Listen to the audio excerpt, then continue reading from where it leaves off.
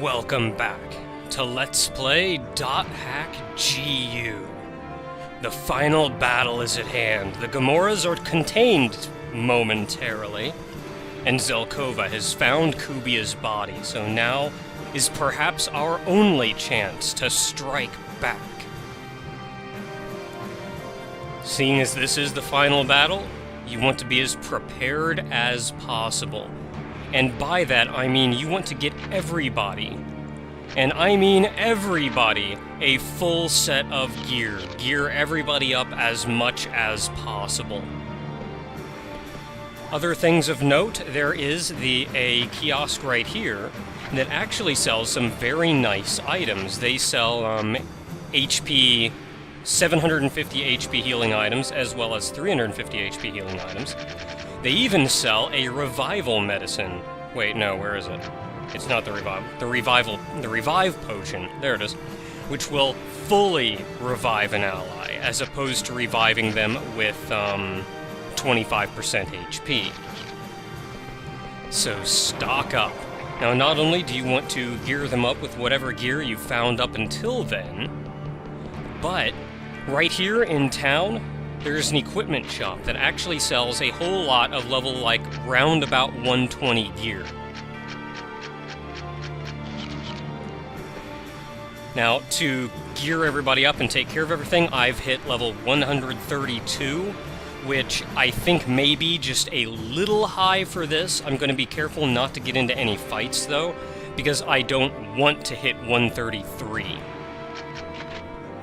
Equipment-wise, I've still got the empty skies that I got before, which are upgraded to cheat level 2. Hane's Shadow, because I simply haven't found a better broadsword. There are some broadswords that do more damage, but I don't think the small increase in damage quite undoes the abilities that come with it yet. Now, another thing that I've done is the lost weapons. Now, I've been keeping up upgrading them off-screen.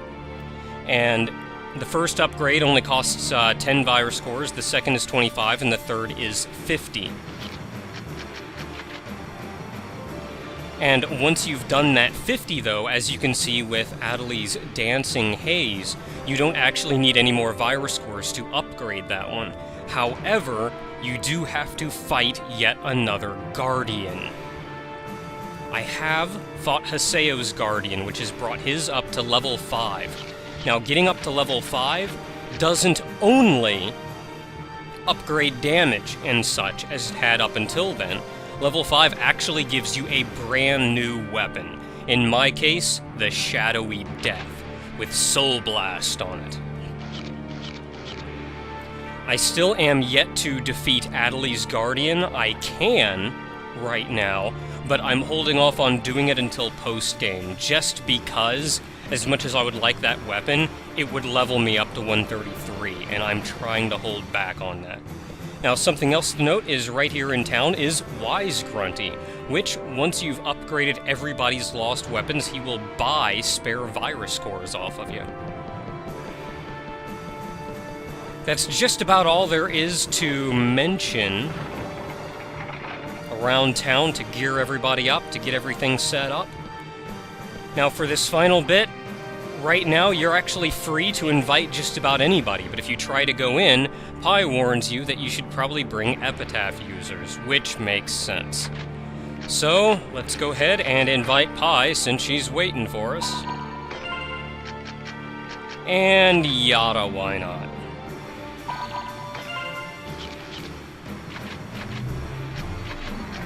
Head over to Sigma server. Excited Conflict's fate. Kubia waits for us at the very depths of this dungeon.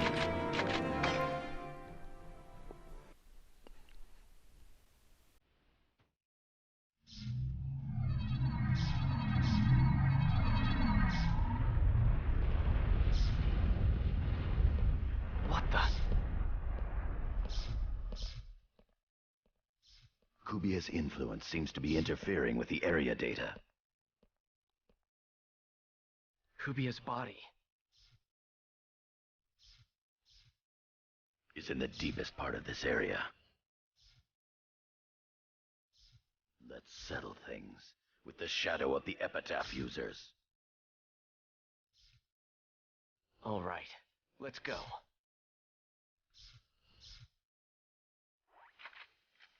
Maybe I should have invited Bo. Bo's awesome. And what am I doing? What did I come here for? I came here to make sure I have the demon safe shoes equipped, which I do, so let's get the crap going. This is a level 128 dungeon, which means the enemies in here are actually fairly respectably leveled. The final boss here, since you've had to kind of over-level to beat all the fights up until now, you are actually pretty well set for both this dungeon and this coming boss.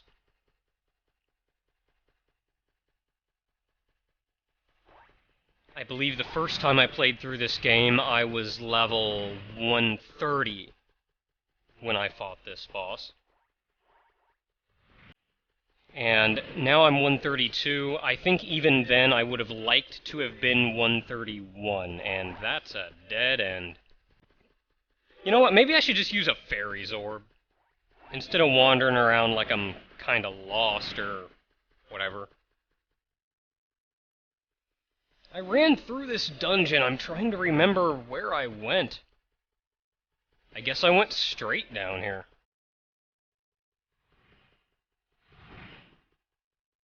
Now, we have 60 chims. With any luck, 60 chims should be enough to get us through the dungeon. I think it will be, but there are a lot of doors.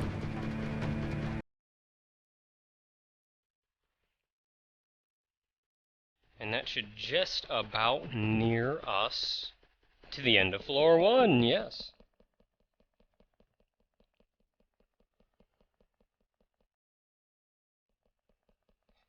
Now, Kubia. Kubia is the shadow of the Key of Twilight. As such, he's the shadow of us. Specifically, he's the shadow of Haseo. Pretty certain I have to go in here. Now, would this be as simple as when Kite fought against Kubia? There was no end to the fight. The only way Kubia was defeated was by destroying the bracelet. But in this case, you would have to destroy Haseo's character. You would have to destroy what makes up Haseo. And simply abandoning the character wouldn't work either. The character would have to be outright destroyed. Not even as something as simple as deleting the character. No, something more like what Ovan put all of us through to do to him. I imagine if that were done to us, it would destroy the Key of Twilight powerfully enough that Kubia would disappear. However, that's also then at the loss of, well, ourselves. We still don't know what's going on with Ovan. We've seen everyone else up until now, all the lost ones that we've met up until now, and they're all slowly coming back. I was wondering why Alcade and Shino weren't up and about, and the simple solution to that is just that different people recover at a different rate. There's nothing preventing them from coming back. It's just not an instant process. Ovan, on the other hand, he's not recovering. And I guess I went in the wrong door. Ovan's not recovering. Who knows what's happening to Ovan? And even then, with the other Epitaph users, would that really end it? With Ovan gone, could it even be ended at all? Perhaps there's a good chance of Haseo sacrificing himself, and perhaps Kubia being destroyed, but Do we even know that for certain?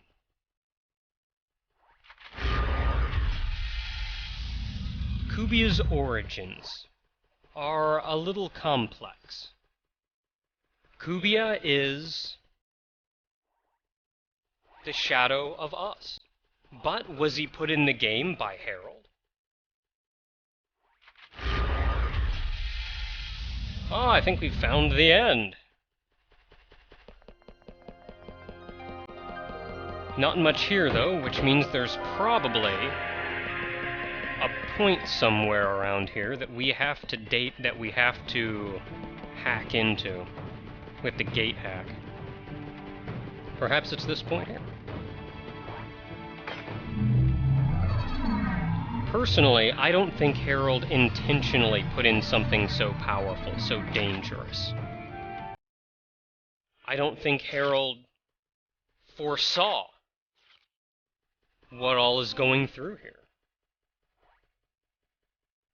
Now that I've gone through every single one of these platforms, I think Harold merely created a world. He created a world that is as fitting to the epitaph of Twilight as possible. In fact, I believe this whole world exists. What CC Corp has done to turn it into a game is merely done a few small things here and there to change it around, to put limits. I believe the whole world actually exists. I believe if you go beyond the town's borders, you can continue on and see the world that Harold programmed. I just think CC Corp, then, has done something else to change that. Now, these are the two teleporters here. I think I went in the right one, so... Ah, there we are. So, was Kubia created initially? Perhaps. I believe his initial goal, then, was simply to fulfill his role in the epitaph, as was everyone's role. Ah, here we are. And as such, as long as this game is connected to the epitaph, this is something that will always happen and will always continue to happen. And every time it steps up, the little children of Morgana have to step up as well and fulfill their part in the epitaph. There's an anomaly here. Kubia's in there. Let's go.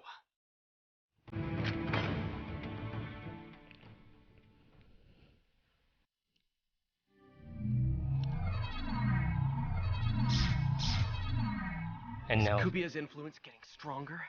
Are we getting closer? At this rate, the real world could... Let's hurry. as Kubia is expanding himself, as Kubia is getting more powerful, as Kubia is truly waking up, he's stirring. And as he's doing that, he's putting more and more strain on the network that he's seeped himself out into. When push comes to shove, the network will have to fail. And without the network, how many things would go haywire? We've already seen any number of the nuclear reactors that are potentially going to crash. But the network, how much is sustained without the network? If the network simply disappeared, how much relies on it?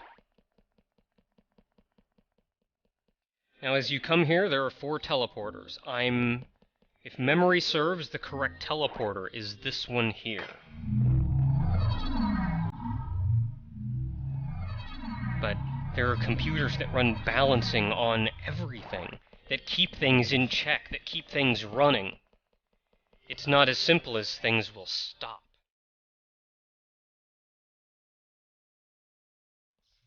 A lot of data noise. Even the internet connection seems bad. This is on a scale never before seen. We don't know how great an anomaly Kubia could cause once it's fully awakened. The anti-existence and epitaph users. What will happen to the real world when the two meet head-on? Don't worry, Haseo. It'll be all right. You thought it was over plenty of times before, but you always came through, Haseo. There's no need to worry. It's important to start bit by bit, one step at a time. It doesn't matter if you start off slow. Gotta keep walking, without giving up. You were the one who taught me all of those things, Haseo. So I won't give up, no matter what. I'll fight alongside you, Haseo. Adelie. That's right. We'll be fine.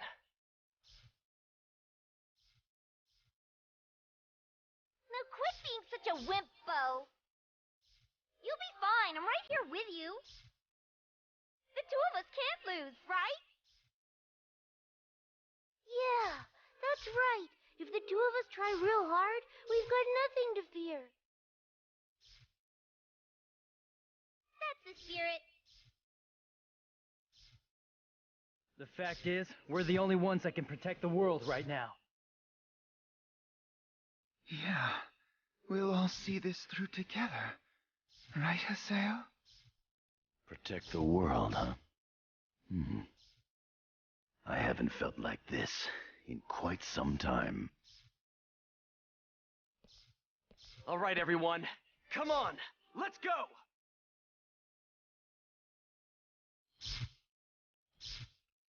Kubia may be opposite the epitaph users. He may be able to break the rules of the world itself, but at the end of the day, he's still just a creature spawned within a game. Perhaps it's not something a normal player could defeat. But as epitaph users, if we try hard enough, with everyone cheering us on, we can do this. We will. Is this it? Is Kubia up ahead?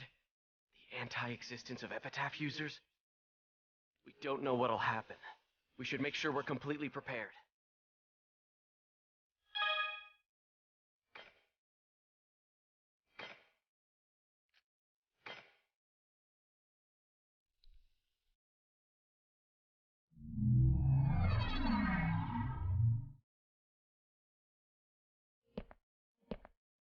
Where are we? It's as if this is the road to hell.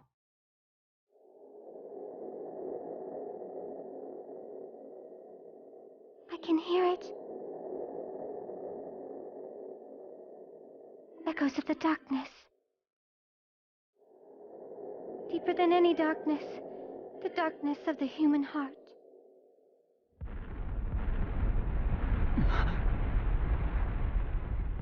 What?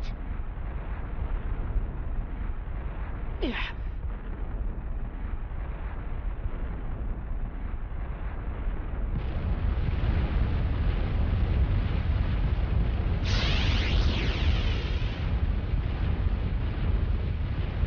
Kubia! That's our anti-existence? It's huge.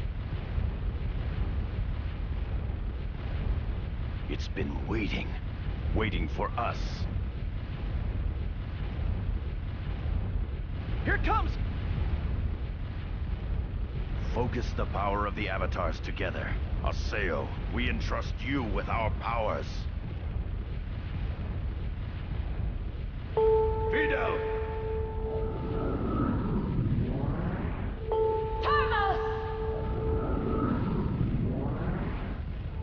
Magus! Maha!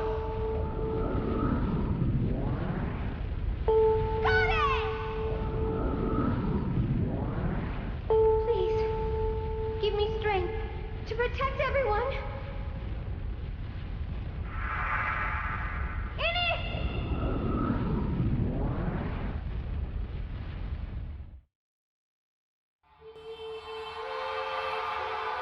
This power is... I am the... terror of death. Alright, come on, come on! I'm right here! Skate!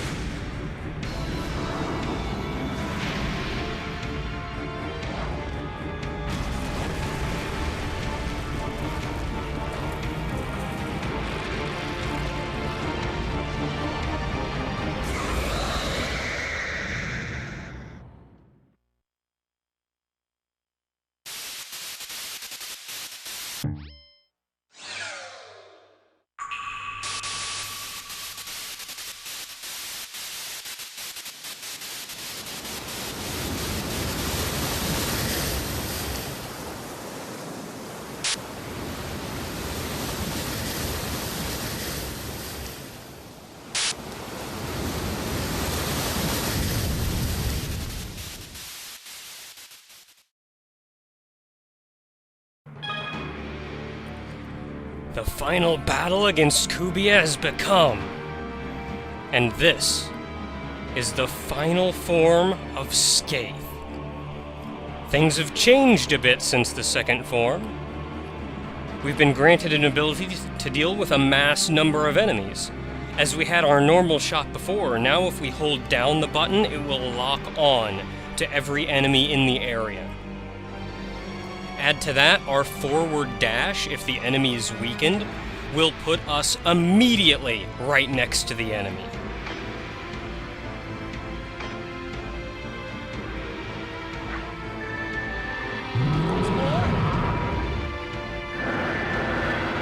And with all the Gamoras that Kubia spawns, this is something we'll have to keep doing throughout the fight. And then preferably not get hit by that.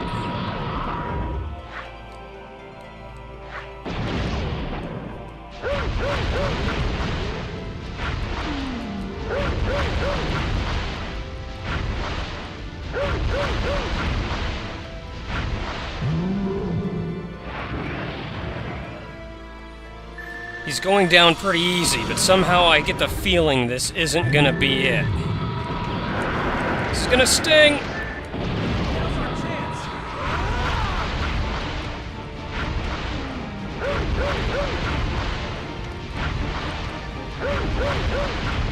How's that?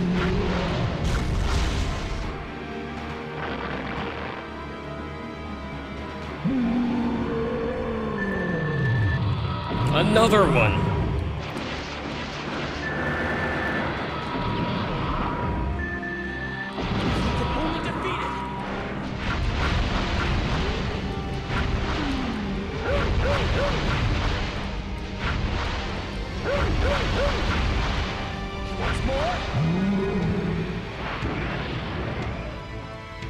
It's like this isn't even Kubia we're fighting, just a small piece.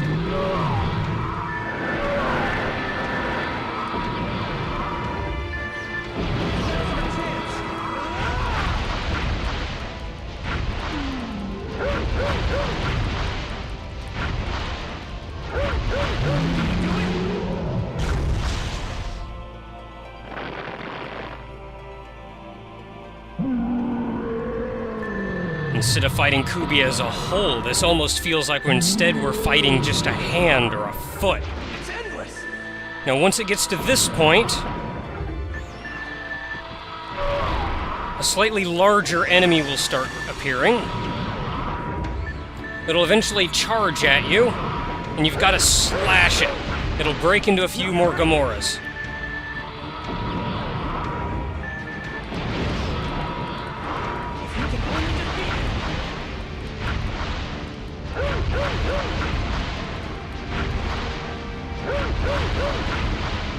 Once more! Needless to say, when you're locking on, wait until they all turn red. If you fire before that, you're not getting the brunt of your attack.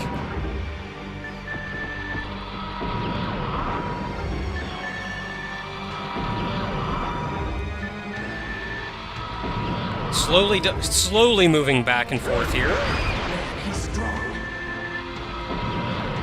It helps dodge the regular Gamora's attacks. And makes it a little bit easier for me to judge Kubia's attack. And this should finish off this head. Crap, he's still just got a little bit left.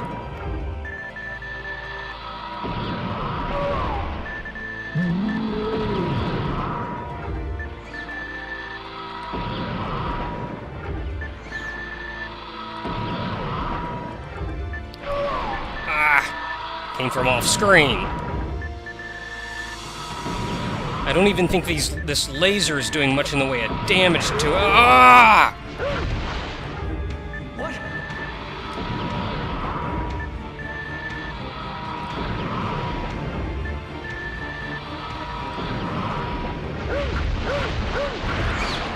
There we go. Kill all the Gamoras, and it should stun him. Now finish off the head.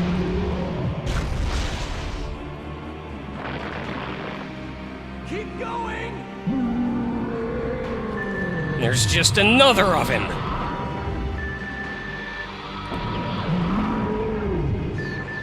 It's endless!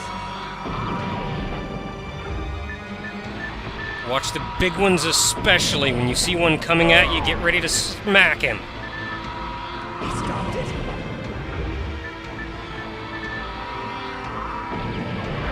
Ah, shoot! Once more? At least I still broke him apart. Now the one on the bottom I can see coming at us. It's not hurting him. You can still do the regular shot if you don't hold the button down. It's endless! Crap. Ah! That's okay, backing up actually lets me see everything a bit better.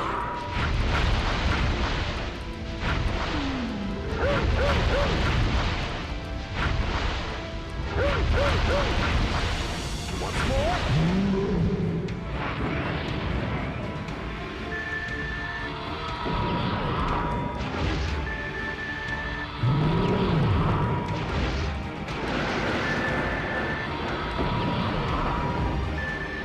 There we go.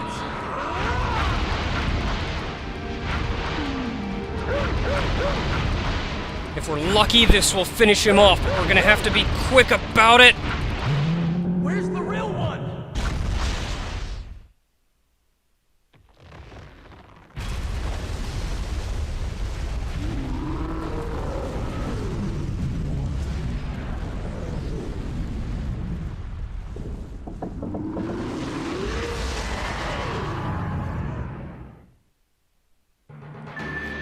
Kubia's actual head.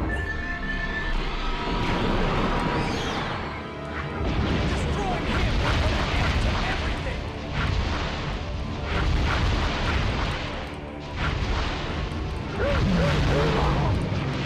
And when he knocks you back, keep going back. You actually want a lot of distance between you and him so you can see what's going on. He doesn't knock you back all that far on his own, and if you stay in close, the Gamoras will just swarm you. It's hard to get a lock on all of them as well. Ah!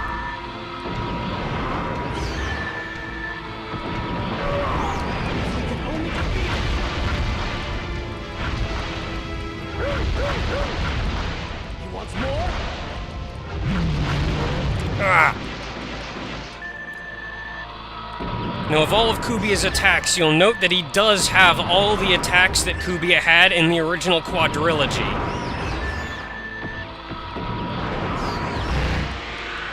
Now's our chance!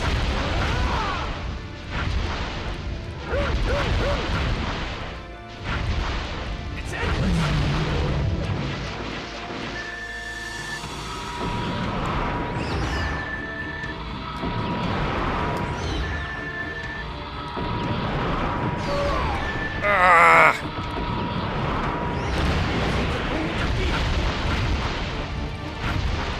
Now, probably halfway through the fight or near the end, he starts doing a new attack.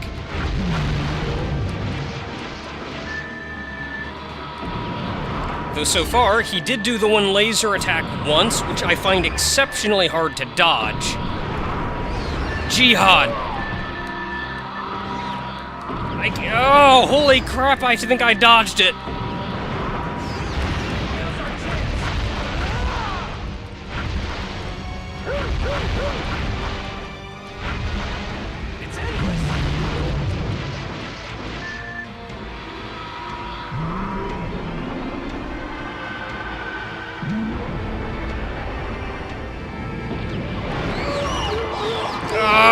Attack back! Attack back!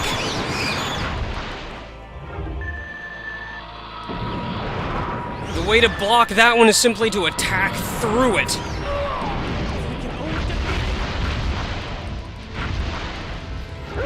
Usually it's a little bit easier to get an attack in on it.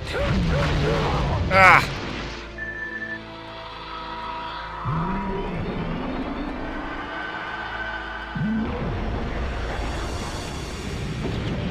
Me alone!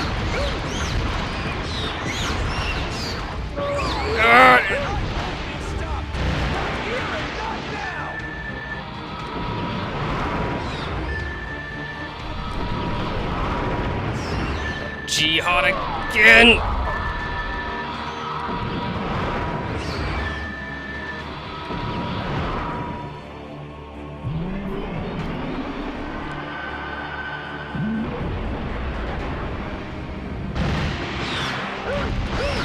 You know, it's really hard to attack you!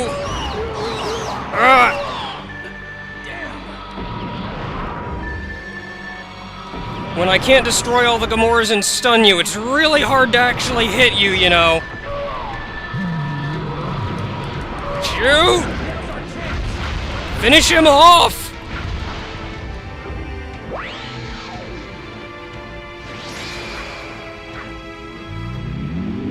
Finish it off!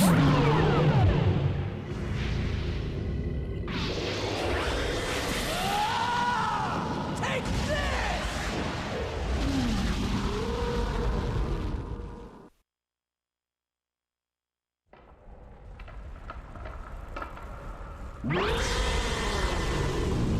What?